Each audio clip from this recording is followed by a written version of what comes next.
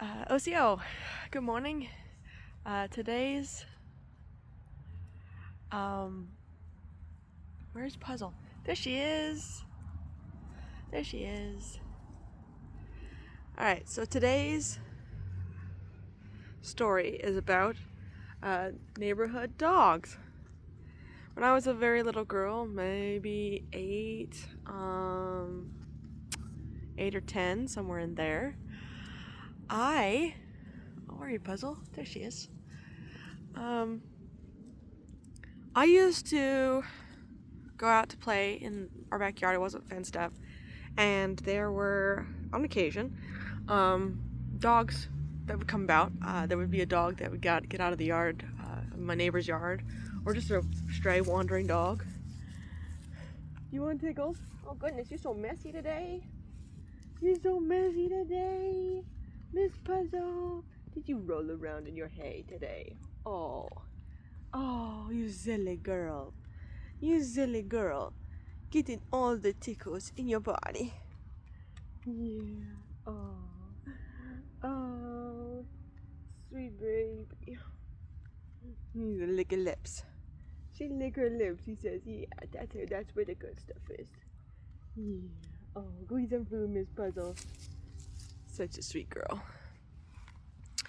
So, there would be dogs that would get into the yard. And there was this one occasion where, after a really hard windstorm, our dumpster had fallen over, and inside our dumpster was a bunch of KFC bones, from the chicken bones from KFC. And I was out there playing, and my neighbor's giant, I guess, I don't know what kind of breed it was. It was I think it was a husky-ish dog, but I'm not sure exactly.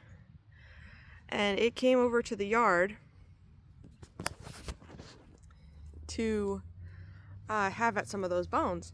Now, having dogs, we had like a Yorkshire Terrier when I was growing up, so a really small dog. And whenever our little dog got chicken bones, it would always give her diarrhea. So I knew that it wasn't healthy for the dog, or I thought it wasn't healthy for the dog to be eating those bones. And so I ran over to stop it, right? Now, this was a dog that my sisters were afraid of because it was big and it had really bright eyes, and sometimes it had given off warning signals to keep them away from it. Well, the dog had never given me warning signals. I don't know why. So I went over there and I got right up in its mouth to pull those bones out of its jaws. The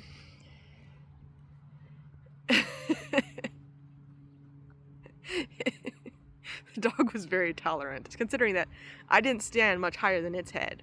Okay. Maybe I was a little bit younger than 8, 10, actually. Maybe I'm remembering being on my knees or something. I don't know. But anyway, yeah, I was up in that dog's face, grabbing those bones, trying to yank those bones out of the dog's mouth. And he didn't growl at me. He didn't even raise his tail. He just fought to keep the bones, and then he raced across the street so he can eat them. And I saw him lay down across the street and eat the bones. I'm like, don't you know it's not good for you? And I tried to figure out some way I could figure out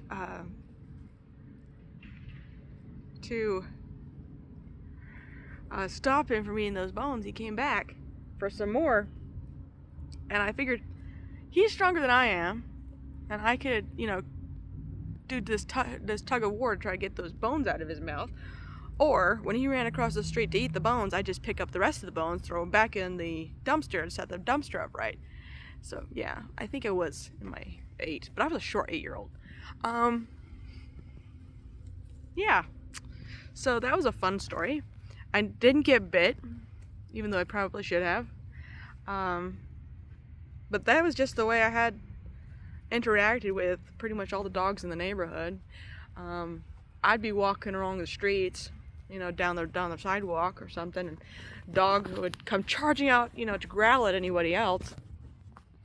And I would stop and wait for the dog to get close, and then I start talking to it, and dog would stop being so aggressive, and they'd let me touch it, and that's the way I like to do. And so sometimes when people or my siblings would be really scared of dogs and run away, and I wouldn't,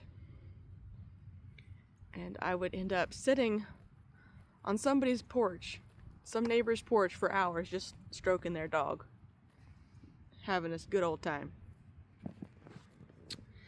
So that happened on a couple occasions when there was different dogs in the neighborhood that were typically not the nicest dogs, but I never had a quarrel with them, and they never had a quarrel with me, so just had a good time with them.